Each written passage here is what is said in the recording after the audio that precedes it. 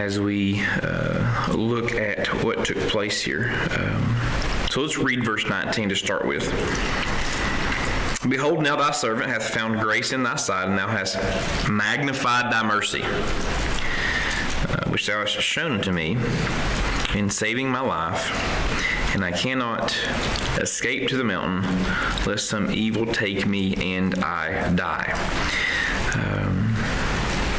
If you go up to verse 16 as well, and while he lingered, the men laid hold upon his hand and upon the hand of his wife and upon the hand of his two daughters, and the Lord being merciful unto him, and they brought him forth and set him without the city.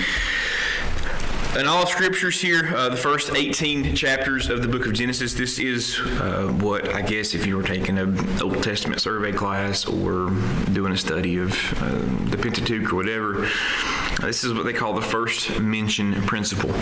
And what we have here is the first time the words mercy or merciful are found in this story. Okay? So we see, kind of amazing to think, this is the first time that we see the mercy of God being extended. Now, the ones, of course, that he's being merciful to don't deserve it, and really didn't even want it, right, at first. But regardless, we see this extension of his mercy anyway. And God is being merciful to Lot here, of course, in spite of, first of all, some of his foolish striving that he had been doing. Let's jump over to chapter 13 real quick and look at verses 7 through 11. And there was a strife between the herdmen of Abram's cattle and the herdmen of Lot's cattle, and the Canaanites and the Perizzites dwelled then in the land. And Abram said unto Lot, Let there be no strife, I pray thee, between me and thee, and between my herdmen and thy herdmen, for we be brethren. Is not the whole land before thee? Separate thyself, I pray thee, from me. If thou wilt take the left hand, then I'll go to the right. Or if thou depart to the right hand, then I will go to the left. And Lot lifted up his eyes and beheld all the plain of Jordan, that it was well watered and everywhere before the Lord, and destroyed Sodom and Gomorrah, even as the garden of the Lord, like the land of Egypt, as thou comest unto Zoar. Then Lot chose him all the plain of Jordan, and Lot journeyed east, and they separated themselves the one from another. So we see, first of all, here Lot's kind of foolish striving. He had fought with his uncle Abraham here, and there was some strifing going on and some problems amongst these two families, amongst these two men. So Abraham told him to pick whatever direction you want to go. I'm going to go the other way. So he had fought with Abram, and we see in the midst of this fight, we see Lot leaving, and therefore Lot is leaving the spiritual leadership in his life. Okay? And that's obvious because we see Lot here not having enough of his own spirituality, enough of his own discernment to live underneath Abraham's spiritual leadership and understand what's going on, right? He saw that leadership as probably overbearing or, old man doesn't know what he's talking about type thing. So we see him leaving and striving away from, and then of course that's in foolishness. So we don't see him having very good discernment here. If you go to chapter 14 and look at verse 12, we see God being merciful to Lot again, in spite of his foolish striving, in spite of his failing safeguards he tried to set up for himself. Verse 12 of chapter 14. And they took Lot, Abram's brother's son, who dwelt in Sodom, and his goods, and departed. So we see he allowing himself here and his entire family that's with him fall into the people of Sodom's hands, his enemies' hands essentially, and they took him away. His carelessness here, his lack of understanding of his environment and his surroundings, his lack of preparation as well, and then the lack of the seriousness of the sinful nature of people who are around him, allowed him to leave. Both he and his family were vulnerable. But of course we know God here in a second is going to be merciful to Lot in spite of all these things. We also see God being merciful to Lot in spite of his filthy surroundings over back in chapter 19. So let's go back to chapter 19. And look at verse 19. We can kind of see the third folly here, third of multitude, but the third folly that we're looking at of Lot. Verse 19, chapter 19, starting in verse 1. And there came two angels to Sodom at even, and Lot sat in the gate of Sodom. And Lot, seeing them, rose up to meet them, and bowed himself with his face toward the ground. And he said, Behold now, my Lord's turn in, I pray you, into your servant's house, and tarry all night, and wash your feet. And you shall rise up early and go on your ways. And they said, Nay, but we will abide in the street all night. And he pressed upon them greatly, and they turned in unto him, and entered into his house, and he made them a feast, and did bake unleavened bread, and they did eat. But before they lay down, the men of the city, even the men of Sodom, compassed the house round, both old and young, all the people from every quarter. And they called unto Lot, and said unto him, Where are the men which came in the house this night? Bring them out unto us, that we may know them. And Lot went out at the door, and unto them, and shut the door after him. And he said, I pray you, brethren, do not so wickedly. Behold, now I have two daughters, which have not known men. Let me, I pray you, bring them out unto you, and do you to them as is good in your eyes. Only unto these men do nothing. For therefore came they under the shadow of my roof. And they said again, Stand back. And they said again, This one fellow came in to sojourn, and he will needs be a judge.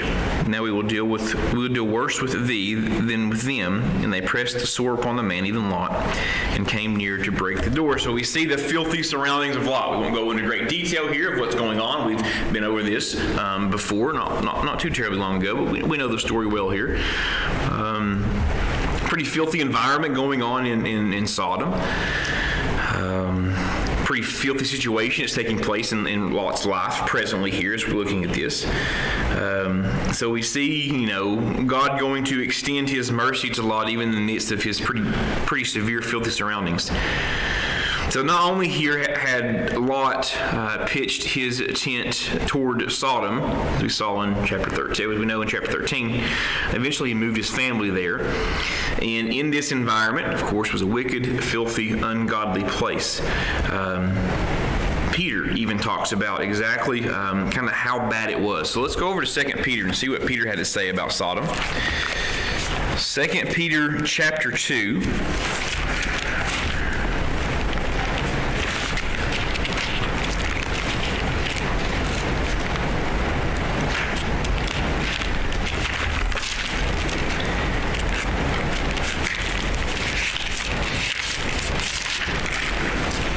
Verses 7 and 8. 2 Peter chapter 2, verses 7 and 8. We'll start in verse 6. And turning the cities of Sodom and Gomorrah into ashes condemned them with an overthrow, making them an example unto those that after should live ungodly, and delivered just Lot, vexed with filthy conversation of the wicked. For that righteous man dwelling among them, and seeing and hearing, vexed his righteous soul from day to day with their unlawful deeds.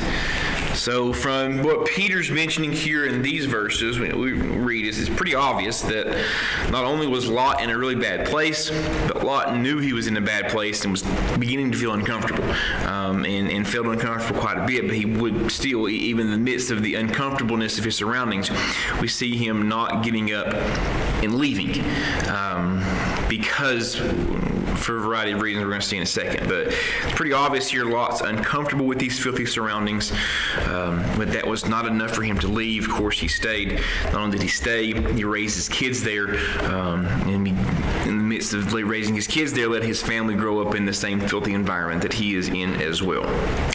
Yet, though, we see that God was merciful. Okay, yet He was merciful in the midst of all of that as well. So let's make an application this morning of this story by looking at three different aspects of this story. I got three things here that we're going to see in which God was merciful, and an application that we can get from this as well, then we'll be done. Okay? God's mercy has been magnified to you if he has blessed you with, first of all, people that are praying for you. God's blessings, or mercy, has been magnified to you if he's blessed you with, first of all, people who are praying for you. Genesis 18, verse 22. So let's flip over to Genesis chapter 18 and go to verse 22. I'll read down through the rest of the chapter. And the men turned their faces from thence and went toward Sodom, but Abram stood yet before the Lord. And Abram drew near and said, Wilt thou also destroy the righteous with the wicked? Peradventure there be 50 righteous within the city. Wilt thou also destroy, not spare the place for 50 righteous that are therein? That be far from thee to do after this manner, to slay the righteous with the wicked, and the righteous should be as the wicked. That be far from there. Shall not the judge of all the earth do right? And the Lord said, If I find in Sodom 50 righteous within the city, then I will spare all the place for their sakes. And Abraham answered and said, Behold, now I have taken upon me to speak unto the Lord, which am but dust and ashes. Peradventure, there shall lack 5 of the 50 righteous. Wilt thou destroy the city, if there are a lack of 5? And he said, If I find there are 40 and 5, I will not destroy it. And he spake unto him again and said, Peradventure, there shall be 40 found there. And he said, I will not do it for 40's sake. And he said unto him, O let not the Lord be angry, and I will speak, peradventure there shall be 30 found there. And he said, I will not do it, if I find 30 there. And he said, Behold, now I have taken upon to speak unto the Lord, peradventure there be 20 found there. He said, I will not destroy it for 20's sake. And he said, let not the Lord be angry, and I will speak yet once again, peradventure 10 shall not be found there. And he said, I will not destroy for 10's sake. And the Lord went his way as soon as he had left communing with Abraham, and Abraham returned unto his place. Mercy is magnified in your life if you have people who are praying for you. Now, Lot didn't know it. Lot had no idea what Abraham was doing. But Abraham was literally on his face before God, interceding on behalf of Lot and his family. Okay, he's praying for them. Now, of course, Lot had no way of knowing that, right? Abraham is not going to send him a text, not going to shoot him a message on Facebook or an email that he's praying for him. Lot literally had no clue. But God's mercy towards Lot was magnified because people were, in fact, praying for him.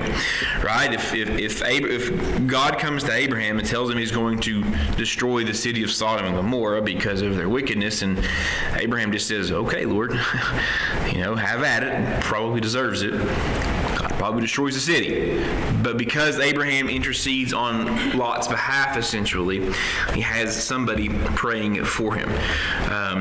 We have no indication that Lot's doing any praying. Right? We don't see that anywhere in Scriptures. We don't see him praying for himself. We don't see him praying for his wife. We don't see him praying for his children. He was bothered by the sin that was going on around him. It made him uncomfortable, didn't necessarily like it, but not bothered enough to spend any real time praying about the sin that's going on around him. Tell you this, if people are praying for you, praying for your families or our families, and praying for me, God's mercies are magnified in our lives. Husband, if you have a wife that is praying for you, God's mercy is being magnified in your life. Wife, if you have a husband that is begging God to be merciful to you, then God's magnified mercies are in your life. Kids, if you have parents that love you enough to pray for you, then thank God for his magnified mercies. Grandparents, great-grandparents, aunts and uncles, and so on and so forth goes. So we see the mercy being magnified in our lives, first of all, if people are praying for you. Secondly, this, God's mercy has been magnified or will be magnified to you if he has blessed you with people that are protecting you. So we have people that are praying for you can magnify the mercy. People that are protecting you magnifies the mercy as well. Verses 12 and 13 of Genesis chapter 19. Now, we know here by the end of chapter 18 that Lot and his family, of course, are not meeting this 10-person threshold. Okay? There's not enough people in Sodom there's not more than 10 people who are righteous. And that was the stipulation. 10 people is the stipulation necessary to keep God from destroying Sodom and Gomorrah. Lot and his family didn't meet that stipulation. So obviously the city is going to be destroyed. So why does God send in these two angels then to warn them starting in chapter 19? Right? What's the reason he sends them in to warn them in chapter 19? And there came two angels of Sodom, and Lot sat in the gate in verse 1, and that's where I'm at. And Lot seeing them, rose up to meet them and bowed himself with his face towards the ground. So when Lot saw these two angels, did Lot realize that these just weren't two regular Joes that are walking back into Sodom and Gomorrah? He did, right? He recognizes that there's something different about these two men or angels. We see that because of the way in which he reacts when he sees them. Okay? Why does God send these two angels to Lot to warn them of the destruction that's coming? Well, it's pretty clear, right? God is magnifying his mercy towards Lot and his family. He's magnifying his mercy towards Lot and his family. Back to verse 12 and 13.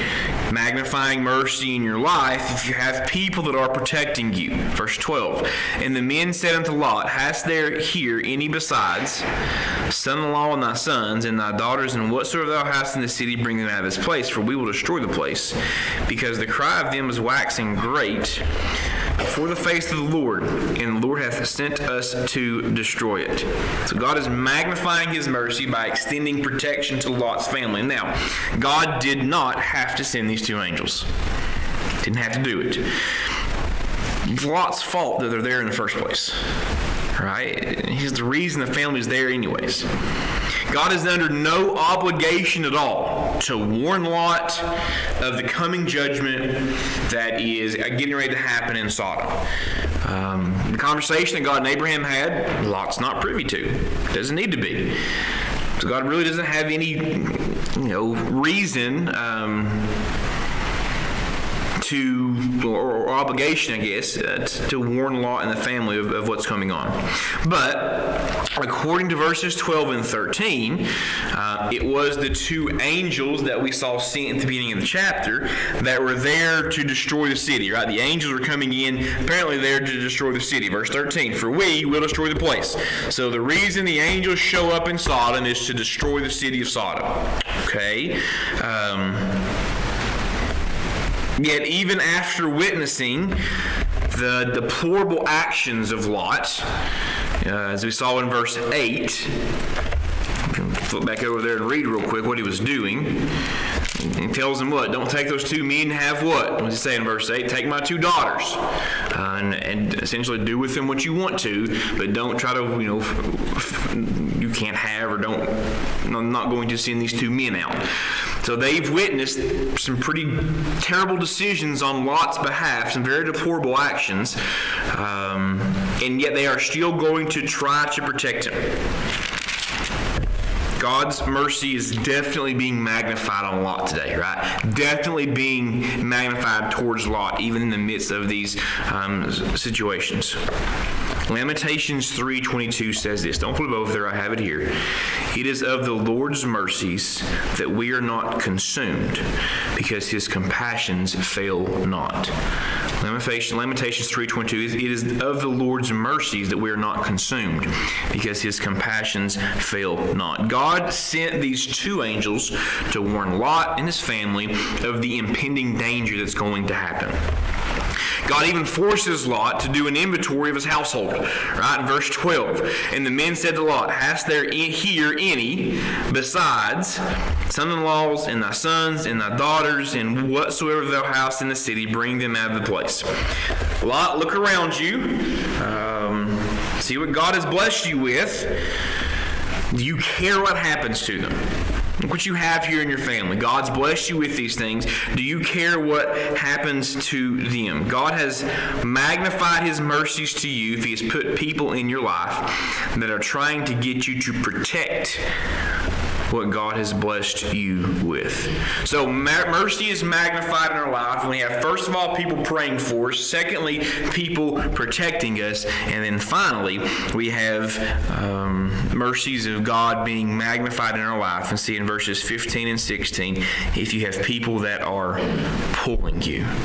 People that are pulling you. Verse 15 and 16. And when the angels arose, when the morning arose, then the angels hastened Lot, saying, Arise, take thy wife and thy 2 daughters, which are here, lest thou be consumed in the iniquity of the city.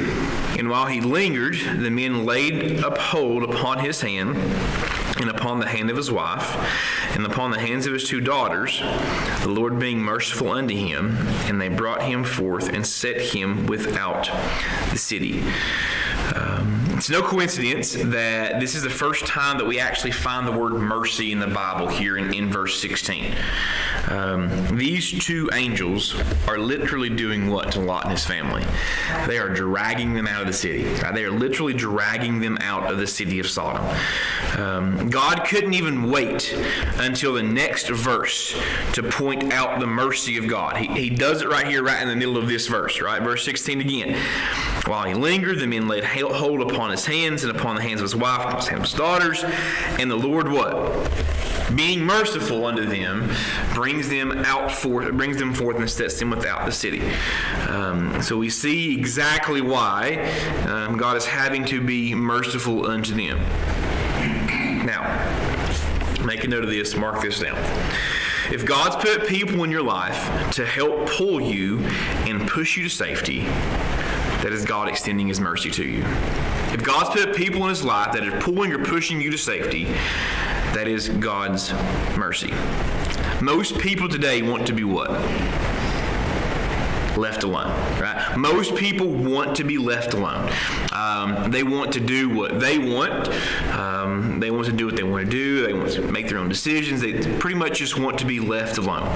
But sometimes we can't see the impending danger, the incoming judgment, if we don't change course. God in this situation literally sends 2 angels to physically drag Lot and his family out of harm's way. But God's mercy was being magnified in their lives. Lot and his family were the recipients of God's magnified mercy. Lot even testifies in verse 19 and credits these 2 angels for saving his life. Go to verse 19. Behold now, thy servant hath found grace in thy sight, and thou hast magnified thy mercy, which thou hast shown unto me in saving my life. And I cannot escape to the mountain, lest some evil take me and I die. The mercy being magnified in Lot's life. Why was it magnified? Why was Lot shown the mercy? Was Lot shown the mercy because he deserved it? No, absolutely not. Did his wife deserve the mercy? No, absolutely not. Did his 2 daughters deserve the mercy? No. They could have got up and left whenever they wanted to too. We go to verse 27 through 29, we know that God only showed mercy to Lot because God remembers the prayers of Abraham. Go to verse 27. And Abraham got up early in the morning to the place where he stood before the Lord, went to his prayer place. And he looked toward Sodom and Gomorrah, and toward all the land of the plain, and behold, lo, the smoke of the country went up, as the smoke of a furnace. So this wasn't just like smoldering a little bit. Sodom and Gomorrah was like smoke everywhere, billowing smoke. And it came to pass, verse 29, when God destroyed the cities of the plain, that God remembered Abraham and sent Lot out of the midst of the overthrow, when he overthrew the cities in which Lot dwelt. So God only showed mercy to Lot because God remembered the prayers of Abraham. Lot went on, after being spared by these 2 angels, to argue with them, right? To debate with them. And ultimately, he loses everything in the midst of that. Verse 26, but his wife, of course we know, famously looked back behind him, and she became a pillar of salt. Read verse 30 down to verse 38, he fathers 2 grandchildren by his 2 daughters. He becomes a drunkard. So he loses everything ultimately. But mercy was extended to him because of people who were praying for him, protecting him, and then literally pulling him out. Now, guess what? God has magnified his mercy in your life as well. He's got people praying for you. He's got people warning you of God's coming judgment. He's got people in your life doing their very best to pull you to safety in every situation. Be thankful for those people that are there doing all those things. Go to Jude with me. Let's finish up in Jude. Go over to the book of Jude.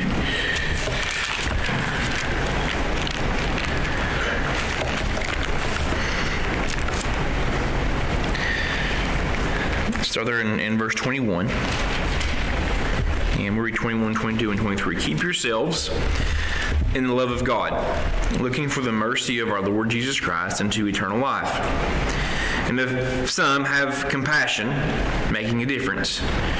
And others save with fear, doing what? Pulling them out of the fire, hating even the garment spotted by the flesh. At some point, God's mercies that have been magnified so many times will eventually end.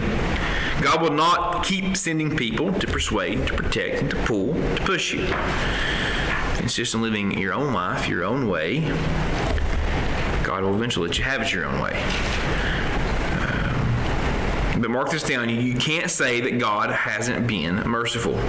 Lot went on after being spared by these 2 angels, losing his wife again, as we saw, and losing pretty much everything. He was a recipient of God's magnified mercies, but in the end, he squandered it. How about us? How about you? What will you do today, going forward, with the magnified mercies of God? Let's pray.